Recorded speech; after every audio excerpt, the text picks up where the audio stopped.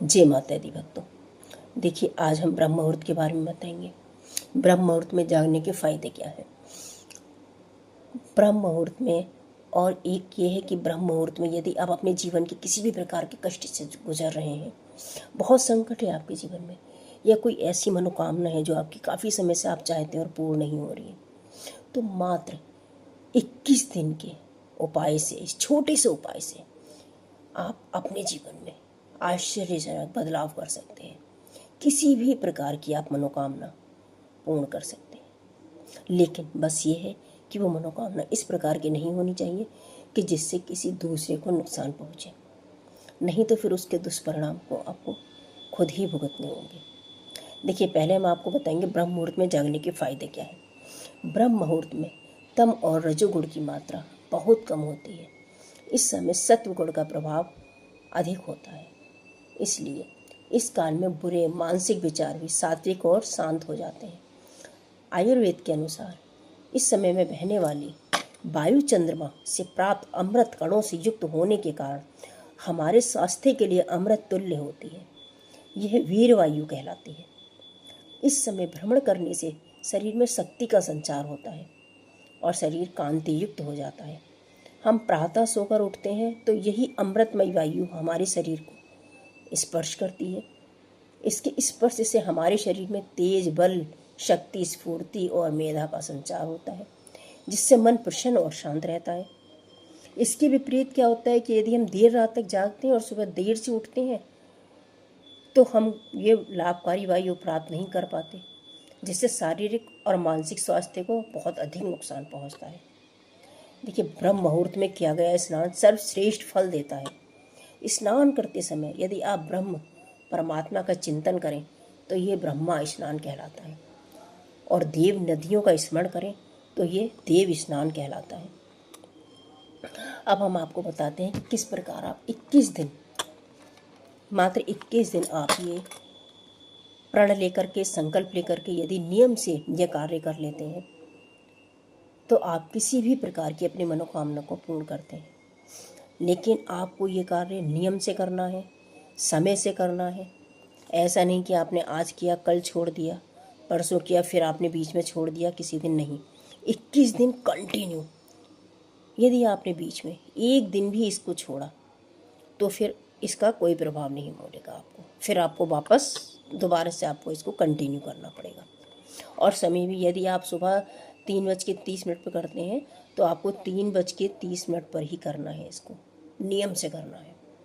फिर ऐसा नहीं किसी दिन आप 4 बजे कर रहे हैं, किसी दिन 5 बजे कर रहे हैं, किसी दिन 3 बजे कर रहे हैं, नहीं। 3:30 तो आपको 3:30 पे ही करना है। और बहुत छोटा सा ही उपाय है। इसमें आप सुबह उठेंगे 3 बजे, 3 बजे से 4:20 तक के बीच किसी भी समय आप इसको प्रारंभ कर सकते हैं। समय का आपको देखना है कि आपको कितने बजे करना है, लेकिन उसी समय करना है फिर आपको कंटिन्यू कर तो आप उठ जाएंगे प्रातःकाल। उसके बाद में आप स्नान आदि कर लेंगे तो बहुत ज़्यादा अधिक उत्तम है। यदि आप स्नान नहीं कर पाते हैं तो आप हाथ मुंह धुल करके बैठ जाइए, अच्छे से फ्रेश हो जाइए, साफ हाथ मुंह धुल लीजिए, स्वस्थ आपके वस्त्र होने चाहिए। बाहर आप खुली हवा में या छत के ऊपर, एकदम जहाँ पे थोड़ा सा खुला प्रकृति का वातावरण हो, ठंडी वायु का प्रभाव हो और एकदम शांत वातावरण हो, आंखें बंद करके आपको बैठना है, ध्यान लगाना है। जब आप आंखें बंद करके बैठेंगे, बिल्कुल आप अपने दोनों हाथों को घुटनों पर रख लेंगे, ध्यान की मुद्रा में आप बैठ जाएंगे। उसके बाद में आप आंखें बंद करेंगे। आंखें बंद करके आप अपनी नाक से सांस लेंगे, नाक से सांस लेंगे, मुंह बंद कर लेंगे और सांस को आप रोक कर रखेंगे और अपने ध्यान को आप आज्ञा चक्र पर लगाएंगे। आज्ञा चक्र क्या होता है? जो हमारी दोनों बाहों के बीच में होता है, जहाँ पे स्त्रियाँ बिंदी लगाती हैं, उस जगह को आज्ञा चक्र कहते हैं। इस जगह पर आप एकदम अपना ध्यान केंद्रित करेंगे और अपने इष्ट देवता का ध्यान करेंगे। जिस भी देवता को आप मानते हैं उनको इष्ट देवता कहते हैं। आप उनका स्मरण करेंगे, उनका ध्यान करेंगे और इसके बाद आप सांस रोक करके आपकी जो भी मनोकामना है उसको आप मन मन में बोलेंगे। लेकिन मनोकामना आपकी एक ही होनी चाहिए, एक ही विश होनी चाहिए। एक बार में आपको एक ही विश मांगना है। आप 1 सेकंड, 2 सेकंड, 10 सेकंड, जितनी देर आप सांस रोक सकते हैं उतनी देर आप सांस रोक करके रखिए और मन में स्मरण करते हुए अपना ध्यान आज्ञा चक्र पर केंद्रित करते हुए कंटिन्यू आप अपनी विश को मन मन में आप प्रभु से प्रार्थना कीजिए।